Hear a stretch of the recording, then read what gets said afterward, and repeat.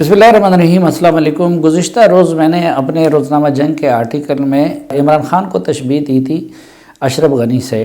اسی طرح پرویز خٹک کو تشبیہ دی تھی حامد کرزئی سے، اور اسد عمر کو تشبیہ دی تھی میں نے حمداللہ محب کے ساتھ، اور اسی طرح وزیر اعظم کے جو پرنسپل سیکرٹری اعظم خان ان کو میں نے قرار دیا تھا کہ شاید وہ ان کے لیے امر اللہ صالح کا کردار ادا کر رہے ہیں۔ اس کالم پہ کئی ویلاگ بھی ہوئے، بہت تبصرے بھی ہوئے، اور مجھ سے بھی کئی سوالات ابھی تک ہو رہے ہیں اور ان کی تفصیل مانگی جا رہی ہے۔ چنانچہ آج میں نے ضروری سمجھا کہ میں اس کا پس منظر بیان کروں اور اپنا وہ ذہنی مقدمہ آپ کے سامنے رکھوں کہ مجھے کیوں اشرف غنی اور عمران خان وہ ایک ہی کشتی کے سوار نظر آتے ہیں۔ اب اس کو سمجھنے کے لیے پہلے تو حامد کرزئی اور اشرف غنی کی پوزیشن کو سمجھنے کی ضرورت ہے۔ دیکھیں، جو حامد کرزئی صاحب تھے وہ دھرتی سے اٹھنے والے پولیٹیشین تھے، اچھے تھے، برے تھے، ان پہ بہت سارے اعتراضات بھی ہوتے رہے، لیکن ان کے والد صاحب بھی پارلیمنٹ کے عبدالاحد کرزئی پارلیمنٹ کے رکن تھے۔ پھر انہوں نے سوویت یونین کے خلاف مزاحمت ہو رہی تھی، اس پہ حصہ لیا تھا۔ صبغت اللہ مجددی کی جماعت جو تھی جبہہ نجات ملی، اس کے وہ ترجمان تھے، اور پھر جب مجاہدین کی حکومت بنی تو مجاہدین کی حکومت میں وہ نائب وزیر خارجہ تھے، لیکن پھر اس وقت مارشل فہیم کے ساتھ اختلافات کی وجہ سے ان کو حکومت سے الگ ہونا پڑا، بلکہ ان کو گرفتار بھی کیا گیا تھا۔ وہ وہاں سے جیل سے فرار ہو کے پھر پاکستان آئے، اور جب طالبان کی شروع میں مزاحمت جنم لے رہی تھی تو اس میں حامد کرزئی صاحب کا بھی کردار تھا، لیکن بعد میں جب ان کے والد کوئٹہ میں قتل کیے گئے تو وہ طالبان کے مخالف بن گئے، اور پھر مسلسل طالبان کے خلاف برسر پیکار رہے۔ اور جب 9/11 ہوا تو اس کے بعد حامد کرزئی بھی حاجی قدیر کے بھائی عبدالحق کی طرح میدان کے اندر جا کے طالبان سے جنگ میں مصروف ہو گئے تھے، اور ایک جگہ پہ وہ محاصرے میں بھی آ گئے تھے، لیکن امریکی ہیلی کاپٹرز نے آ کے پھر ان کو ریسکیو کیا تھا۔ تو حامد کرزئی صاحب روایتی پولیٹیشین جس کو ہمارے ہاں کہا جاتا ہے وہ تھے، جبکہ دوسری طرف اشرف غنی کو اگر آپ دیکھیں تو وہ ایک انٹلیکچوئل تھے۔ وہ امریکہ میں رہے، وہ امریکی یونیورسٹیوں میں بیروت میں پڑھاتے رہے، افغانستان کے زمینی حقائق سے یا جو ان کا تعلق بہت کم رہا، افغانستان کی سیاست میں ان کا کوئی فعال کردار نہیں تھا، اور وہ ایک انٹلیکچوئل اور امریکن گائے کی حیثیت میں مشہور تھے۔ اور جس طرح عمران خان صاحب کرکٹ کی وجہ سے ان کو شہرت ملی، اور پھر وہ یہاں مقتدر حلقوں کے سپورٹ سے پہلے سیاست میں آگے آئے اور پھر حکومت تک آئے، تو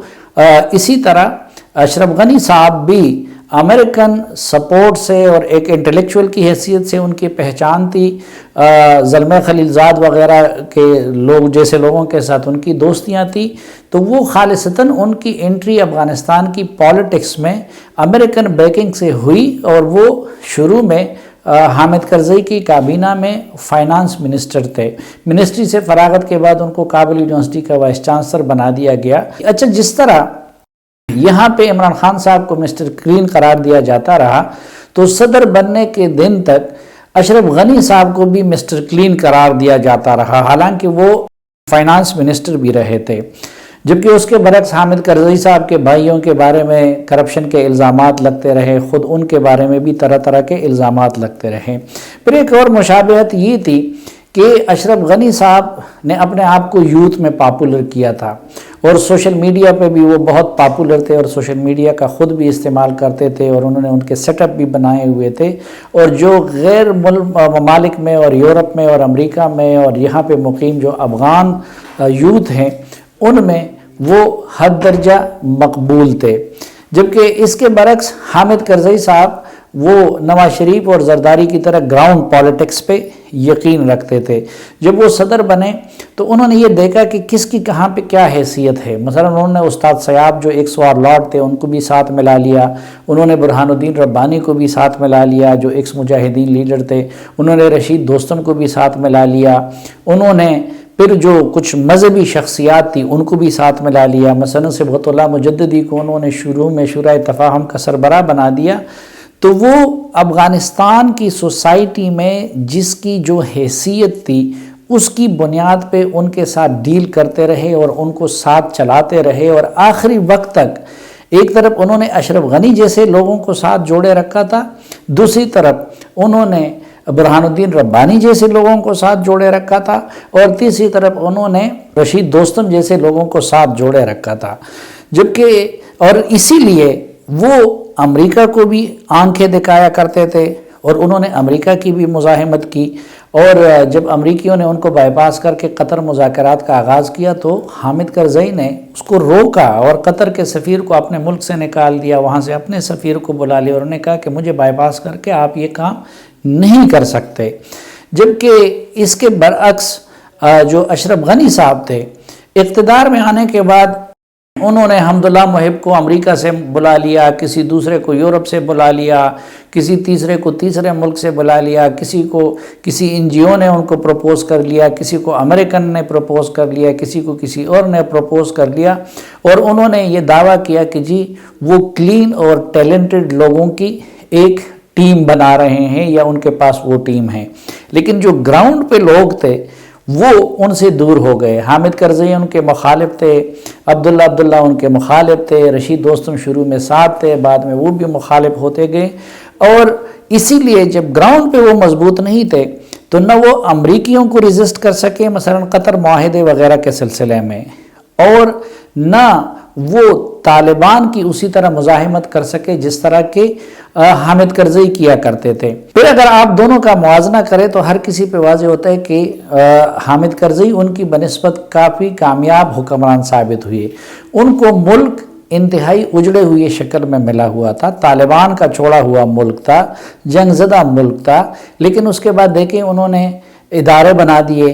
پارلیمنٹ بنا دیا، لوئے جرگہ کے انتخابات ہوئے، آئین بن گیا، افغانستان میں بہت سارے لوگ باہر سے واپس آ گئے، پھر اسی طرح ایک نظام بہرحال رواں ہو گیا افغانستان کے اندر، اور وہ امریکیوں کو بھی بہت ساری چیزوں میں ریزسٹ کرتے رہے۔ انہوں نے جان کیری کو غصہ کر کے دفتر سے نکال دیا، انہوں نے اپنے دفتر میں امریکی سفیر کا آئیکن بری کا داخلہ ممنوع کر دیا تھا۔ اسی طرح حامد کرزئی پہلے دن سے لے کے آخری روز تک طالبان کے ساتھ مفاہمت کی کوشش کرتے رہے۔ انہوں نے یہ نہیں کہا کہ طالبان کو کرش کر لو، ان کو ٹھکانے لگا دو۔ شروع میں انہوں نے ان کے ساتھ بات چیت کے لیے مجددی صاحب کی قیادت میں ایک کونسل بنائی، پھر برہان الدین ربانی کی قیادت میں ایک کونسل بنائی۔ فرق صرف یہ تھا کہ وہ ان کے ساتھ خود مذاکرات کرنا چاہ رہے تھے، جبکہ اس کے برعکس اشرف غنی صاحب اور ان کے ساتھ جو لوگ تھے حمداللہ محب اور یہ بین ہی طالبان کے بارے میں وہی لہجہ استعمال کرتے تھے جو اس وقت عمران خان کے گرد جمع ہونے والے اسد عمر، شہباز گل، زلفی بخاری اور باقی لوگ، وہ شبلی فراز وغیرہ، وہ ان کے مخالفین کے بارے میں استعمال کرتے ہیں۔ اب پھر میں نے ایک اور حوالے سے یہ تشبیہ دی تھی کہ حامد کرزئی صاحب ان روایتی لوگوں کو اہمیت دیتے رہے، لیکن اشرف غنی ایک طرف ان کے لیے حمداللہ محب ہی سب کچھ بن گیا۔ حمداللہ محب ان کو کہتے تھے کہ جو اصل طاقتور اتھارٹی ہے یعنی امریکہ، وہ وہاں کے پڑے ہوئے ہیں، وہاں سے آئے ہیں، ان سے نمٹ سکتے ہیں۔ اسی طرح اسد عمر وہ ان کو یہ باور کرا رہے ہیں کہ جی پاکستان کے اندر جو طاقت ہے، میرا ان سے خاندانی روابط ہے، میں ان سے نمٹنا جانتا ہوں، میں ان سے ڈیل کرنا جانتا ہوں۔ پھر جس طرح انہوں نے فضلی اور یہ اس طرح کے ینگسٹر کو جمع کر کے اپنی ٹیم بنائی ہوئی تھی اور پرانے لوگوں کو کوئی قدر و منزلت نہیں دیتے تھے، تو عمران خان صاحب نے بھی یہی کام کیا ہوا ہے کہ مراد سعید، شبلی فراز، شہباز گل اور فلاں اور زلفی بخاری اور اس طرح کے لوگوں کو آگے کیا ہوا ہے، وہ فرنٹ رنر ہے، وہ سب کچھ کر رہے ہیں، اور دوسری طرف پرویز خٹک اور اسحاق خاقانی اور ایون شاہ محمود قریشی اور اس طرح کے لوگ وہ کوڈے لائن لگے ہوئے ہیں۔ اس کا نتیجہ ایک اور نکلا، نتیجہ یہ نکلا کہ ان لوگوں پہ انحصار کی وجہ سے مثلاً بہت سارے لوگ اگر یہ کوشش کر رہے تھے کہ ان کے پاکستان کے ساتھ تعلقات بہتر ہوں، اور پاکستان نے بھی آخری سالوں میں بڑی کوشش کی، لیکن حمداللہ محب نے مفت میں ہیرو بننے کے لیے ان کو پاکستان کے قریب نہیں آنے دیا اور پاکستان کے خلاف وہ بیانات دیتے رہے، حتیٰ کہ اپنی غلط زبان کے استعمال کی وجہ سے حمداللہ محب نے ان کو بہت سارے دیگر محاذوں پر بھی ان کو اپنے اتحادیوں سے محروم کر دیا۔ اسی طرح میں ان کے پرنسپل سیکرٹری کو کیوں امراللہ صالح سے تشبیہ دیتا ہوں؟ کیونکہ امراللہ صالح جس طرح افغانستان کے سسٹم کو بہت اچھی طرح جانتے تھے، لیکن وہ بڑے منتقم مزاج بھی تھے، گروپنگ پہ بھی یقین رکھتے تھے، تو اسی طرح اعظم خان صاحب جو ان کے پرنسپل سیکرٹری ہیں وہ بھی یہی کام کر رہے ہیں کہ وہ بیوروکریسی میں بھی انہوں نے اپنا گروپ بنایا ہوا ہے، اور باقی جگہوں پہ بھی جو لوگ ان کے پسند ناپسند بڑے شدید ہوتے ہیں۔ اب پرویز خٹک صاحب کو بھی اگر اتنا عرصے رسوا کیا تو اس میں بھی ان کا ہاتھ ہے، باقی جگہوں پہ بھی لوگوں کے ساتھ ان کا رویہ بھی ٹھیک نہیں رہتا۔ تو اس لیے میں نے اعظم خان صاحب کو تشبیہ دی تھی امراللہ صالح کے ساتھ، اور یہی رول امراللہ صالح نے بھی ان کو نہ پاکستان کے قریب آنے دیا، نہ ملک کے اندر حامد کرزئی یا عبداللہ یا اس طرح کے لوگوں کے قریب جانے دیا، بلکہ سب کچھ اپنے ہاتھ میں رکھا ہوا تھا۔ پھر جو طالبان کے ساتھ مفاہمت کے لیے کمیشن تھا وہ اشرف غنی اور عبداللہ کے ڈیل کی روح سے، وہ عبداللہ کی قیادت میں قائم پیس کونسل کی ذمہ داری تھی۔ اس کونسل میں حامد کرزئی بھی ممبر تھے، اس میں صلاح الدین ربانی بھی ممبر تھے، اس میں استاد عطا بھی ممبر تھے، اس میں باقی بھی جو سینئر اسماعیل خان اور اس طرح کے سینئر لوگ بھی ممبر تھے، اور اگر وہ طالبان سے بات کرتے تو میرے خیال میں بہت پہلے سے کوئی مفاہمت کی راہ نکل آتی۔ لیکن اشرف غنی نے حمداللہ محب اور ان جیسے لوگوں کے ورغلانے میں آ کے اس کمیشن کو وہ کام کرنے نہیں دیا، اور حمداللہ محب وہ امریکہ کو بھی یہ بتاتے رہے جو نیشنل سیکیورٹی ایڈوائزر تھے، اور خود اشرف غنی کو بھی یہ بتاتے رہے کہ میں آپ کے نظام کو بھی بچا سکتا ہوں، آپ کے ملک کا بھی دفاع کر سکتا ہوں، اور ان کو بالکل اسی طرح لوگوں سے کٹ کے رکھا جس طرح کے عمران خان صاحب اس وقت پاکستان کے زمینی حقائق سے کٹ کے رہ گئے ہیں۔ اشرف غنی یہ سوچتے تھے کہ جی میں تو پی ایچ ڈی ڈاکٹر ہوں، میں نے اتنے عرصے حکومت کی ہے، میرے پاس حمداللہ محب اور فضلی جیسے قابل ترین لوگ ہیں، اور دوسری طرف وہ یہ کہہ رہے تھے کہ امریکہ بھی میرے ساتھ ہے، ویسٹ بھی میرے ساتھ ہیں، اور میں سمجھدار بھی ہوں، میں کرپٹ بھی نہیں ہوں، اور یہ سارے لوگ تو ایسے ہیں، اور طالبان قابل قبول نہیں ہے دنیا کے لیے۔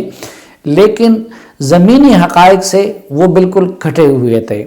اسی طرح اس وقت عمران خان صاحب بھی اشرف غنی کی طرح ایک سیلف رائٹنس کے شکار ہیں، اور وہ کہتے ہیں کہ حق پہ بھی میں ہوں۔ اشرف غنی بھی یہ کہتے تھے کہ میں الیکٹڈ صدر ہوں، ان لوگوں کا کیا، وہ آ کے میرے ساتھ حصہ دار بن جائیں۔ تو عمران خان صاحب کو بھی یہ جو ان کے حمداللہ محب ہے، اسد عمر ہو گئے، شبلی فراز ہو گئے ہیں، یا جو باقی لوگ ہیں ان کے ارد گرد، انہوں نے ان کو زمینی حقائق سے دور کر دیا ہے۔ لیکن ایک اور حوالے سے جو اب فیوچر کے بارے میں اپنی پیشن گوئی کر رہا ہوں، تو مجھے عمران خان کا فیوچر وہ بیان ہی اشرف غنی کا فیوچر نظر آتا ہے، کیونکہ جب وقت آیا تو ہم نے دیکھا کہ وہ افغانستان چھوڑ کے چلے گئے، کیونکہ حامد کرزئی اور عبداللہ کی طرح ان کے افغانستان میں اس طرح کے روٹس نہیں ہیں۔ لیکن حامد کرزئی کابل میں ٹھہر گئے، کیونکہ ان کا قبیلہ ہے، ان کے لوگ ہیں، وہ کہتے ہیں لوگ مجھے تانا دیں گے۔ یہی معاملہ عبداللہ کا بھی ہے۔ باقی لوگ بھی ڈاکٹر عمر ذاخلوار اور اس طرح کے جو لوگ تھے وہ بھی کابل میں رہ گئے، گلبدین حکمتیار بھی کابل میں رہ گئے۔ لیکن اشرف غنی وہ افغانستان جہاں سے آئے تھے وہاں چلے گئے، ابھی فی الحال دبئی میں ہیں، اور آخری منزل ان کی امریکہ ہی ہوگی، کیونکہ اشرف غنی کی فیملی بھی وہاں پہ رہتی تھی، اور عمران خان صاحب کے بچے بھی ہم سب جانتے ہیں کہ وہ برطانیہ میں رہتے ہیں۔ پھر حمداللہ محب بھی وہاں سے آیا ہوا تھا، وہ آپ ان کا زلفی بخاری ان کو کہہ سکتے ہیں، آپ ان کا کچھ اور کہہ سکتے ہیں۔ تو اسد عمر تو اس لحاظ سے کہ جس طرح اسد عمر ان کو مس گائیڈ کر رہے ہیں، تو حمداللہ محب ان کو مس گائیڈ کر رہا تھا۔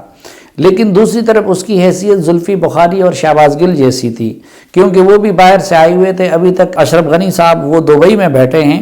لیکن وہ حمداللہ محب وہ امریکہ جا پہنچے ہیں۔ اسی طرح جو دوسرے صاحب ہیں امراللہ صالح، وہ تاجکستان میں بیٹھے ہوئے ہیں۔ لیکن جو لوگ اس وقت ان کو عقل کی بات کر رہے تھے، جو لوگ دوسروں سے بنا کے رکھنے کی بات کرتے تھے، وہ حامد کرزئی تھے یا گلبدین حکمتیار تھے یا باقی لوگ تھے، تو وہ ابھی بھی کابل میں ہیں اور طالبان کے ساتھ ڈیل کر رہے ہیں۔ تو اسی تناظر میں اب ظاہری بات ہے کہ افغانستان ایک الگ ملک ہے، پاکستان ایک الگ ملک ہے، اور وہاں پہ دوسری صورتحال ہے، یہاں پہ کچھ اور صورتحال ہے، لیکن میں نے کرداروں اور رول کے لحاظ سے ان سب لوگوں کو ایک دوسرے سے تشبیہ دی تھی، کیونکہ سن آف دا سائل ہونا، یہاں پہ رگڑے کانا اور یہاں پہ آپ کا سٹیک ہونا، یہ آپ کو مجبور کر دیتا ہے کہ پھر آپ سوچیں کہ آگے جا کے میں نے اس ملک میں رہنا ہے۔ اور اسی لیے مجھے نور عالم خان صاحب کے اس تجویز سے بالکل اتفاق ہے کہ پاکستان میں صرف ایک قانون بنا دیا جائے کہ اس وقت جو لوگ حکمران ہیں وہ حکمرانی کے بعد، حکومت کے خاتمے کے بعد 5 سال تک پاکستان سے باہر نہیں جا سکیں گے۔ یقین جانیے کہ اگر یہ قانون بن گیا اور تو عمران خان صاحب کا رویہ بھی بدل جائے گا، شہباز گل کا بھی بدل جائے گا، زلفی بخاری کا بھی بدل جائے گا، اور رضا باقر کا بھی بدل جائے گا، اسد عمر کا بھی بدل جائے گا۔ اب ظاہر ہے کہ اس وقت حامد کرزئی اور حکمتیار اور یہ لوگ کیوں سنجیدہ تھے؟ کیونکہ ان کو یقین تھا کہ اس کے بعد ہم نے اس ملک میں رہنا ہے، ہمیں لوگ تانا دیں گے، وہ روایات کو دیکھتے تھے۔ جبکہ اس کے برعکس ہم نے دیکھا کہ وہاں پہ اشرف غنی وغیرہ کو یہ فکر نہیں تھی، حمداللہ محب کو یہ فکر نہیں تھی۔ اسی طرح یہ ابھی ہم نے ریسنٹلی دیکھا کہ آج حفیظ شیخ کدھر ہے؟ آئے وہ انہوں نے حکومت کی، غائب ہو گئے۔ ندیم بابر آئے، حکومت کی اور غائب ہو گئے۔ تو اگر ان لوگوں کو یہ علم ہو کہ ہم جو قانون اور جو روایت بنا رہے ہیں اس کی لپیٹ میں کل ہم بھی آئیں گے، تو ان کا یکسر حکمرانی کا طریقہ اور رویہ وہ بدل جائے گا۔ اس لیے اپوزیشن سے میری یہ درخواست ہے کہ وہ بھی نور عالم کی آواز میں آواز ملائیں اور باقی سب چیزیں چھوڑ کے ایک قانون ان لوگوں سے بنوا دے کہ جو بھی جس حیثیت میں یہاں پہ مقتدر رہے گا، حکمران رہے گا، فیصلہ سازی میں شریک رہے گا، مراعات لینے والا رہے گا، تو پھر 5 سال وہ اس ملک سے باہر نہیں جا سکے گا۔ آپ دیکھ لیجئے کہ یہاں کے حالات بھی بدل جائیں گے۔